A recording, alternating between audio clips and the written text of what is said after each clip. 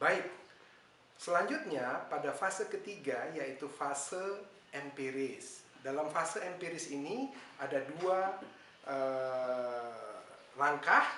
Langkah pertama adalah mengumpulkan data.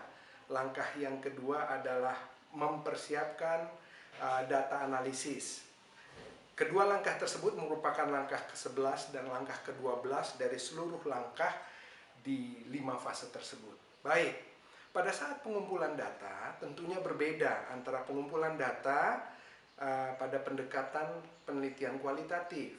Dalam kualitatif tentunya kita menggunakan perekaman, catatan, diari, kemudian pengamatan, kemudian juga kita bisa lihat secara etnografi hidup di sana, kemudian merekam setiap sisi kehidupan terkait dengan fenomena yang dituju. Ada yang disebut dengan menggunakan semi-struktur questions, artinya pertanyaan-pertanyaan yang sudah dipersiapkan.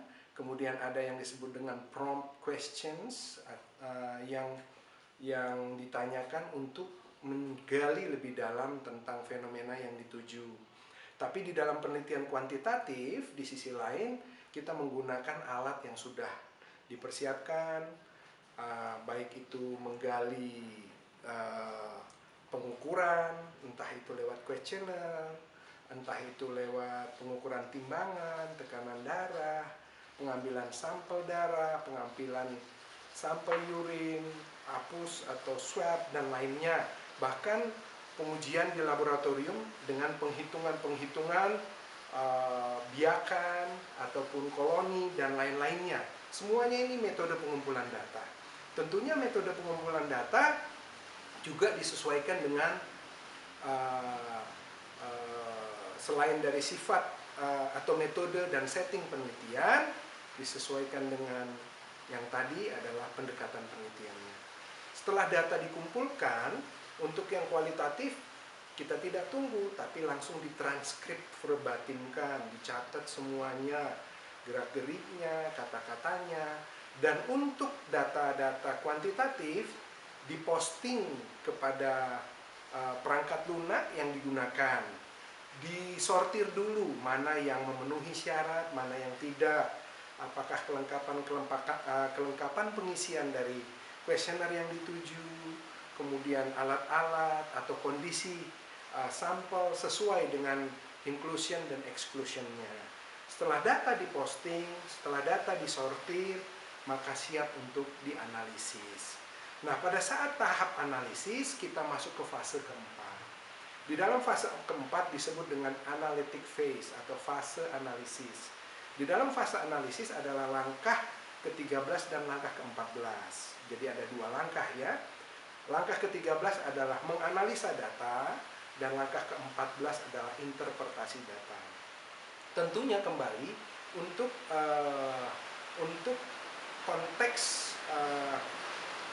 pendidikan sarjana keperawatan membutuhkan pembimbingan yang ketat dari para pembimbing akademis, dari advisor, ya. Karena kenapa? Kemudian bantuan dari ahli-ahli di bidangnya, contohnya analisis statistik maupun analisis kualitatif. Pada saat data dianalisis, baik itu menggunakan analisis kuantitatif ataupun kualitatif, data tersebut menghasilkan hasil yang harus diinterpretasikan, dan interpretasi tersebut membutuhkan keahlian dan pembimbingan sangat diperlukan. Dan setelah data dihasilkan, maka kita akan lihat apakah sesuai dengan tujuan penelitian untuk menggali pola dalam kualitatif, untuk melihat, mengeksplorasi, menemukan pola. Dalam kuantitatif, apakah kaji terhadap gambaran populasi atau sampel, kemudian mengkaji hubungan maupun perbedaan dari satu kelompok dengan kelompok lain dengan pengukuran tertentu sudah tercapai. Sehingga pada saat setelah ini tercapai, kita masuk pada fase terakhir. Fase terakhir yaitu fase disebut dengan dissemination phase atau fase diseminasi. Untuk jalur publikasi dan hibah, tentunya fase ini adalah fase di mana para peneliti mengkomunikasikan hasil yang diperoleh, entah itu kualitatif maupun kuantitatif, dikomunikasikan atau diseminasikan, entah itu melalui jalur publikasi, presentasi dalam konferensi, dan penulisan publikasi yang lainnya. Inilah yang disebut dengan mengkomunikasikan data atau findings. Dan dalam fase terakhir ini, langkah terakhir adalah menggunakan hasil yang sudah diseminasi tersebut sebagai aplikasi dalam praktek keperawatan. Jadi apabila kita sudah menemukan suatu hasil dari penelitian, kita usulkan penerapannya dan diuji coba, diimplementasikan. Inilah fase terakhir yang disebut dengan utilizing the findings. Sehingga kita perhatikan dari awal, apabila kita sudah menemukan masalah sampai ke tahap akhir, diimplementasikan hasil. Artinya di situ ada proses evaluasi, proses pilot, dan proses implementasi.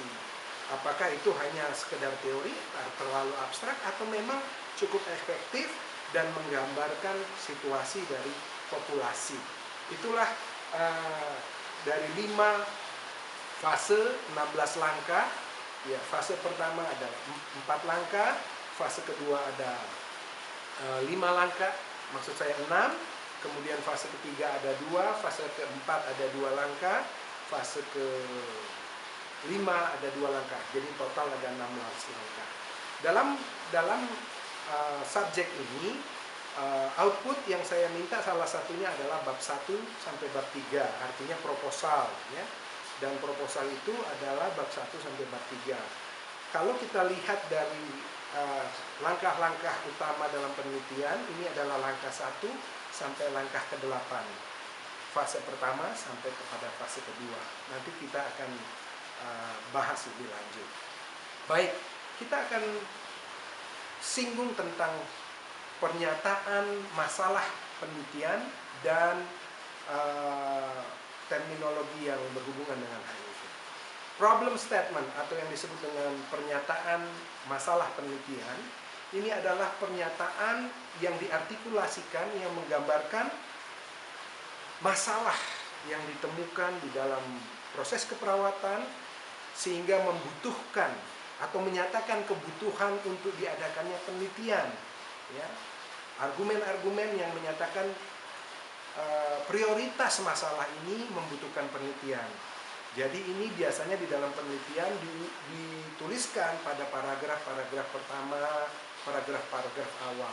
Ini dituliskan pada kalimat pendahuluan di bab 1 penelitian. Kemudian ada yang disebut dengan pertanyaan penelitian atau yang disebut dengan research questions. Nah, berarti di dalam problem statement ada bagiannya yang lebih kecil yang disebut dengan research questions. Research questions berbeda antara kualitatif dan pendekatan kuantitatif. Research question di dalam kuantitatif itu dimulai dari pertanyaan tentang karakteristik, pertanyaan tentang gambaran, kemudian diakhiri dengan pertanyaan yang membutuhkan hipotesis, yang mengkaji hubungan maupun mengkaji perbedaan. Jadi analisisnya biasanya dimulai dari analisis yang bersifat univariate sampai kepada bivariate atau multivariate.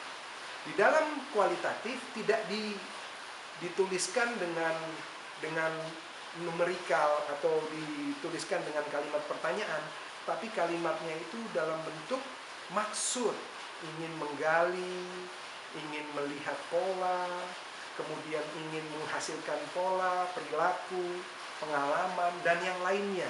Jadi cukup berbeda alamiah dari research question antara penelitian kuantitatif dan penelitian kualitatif.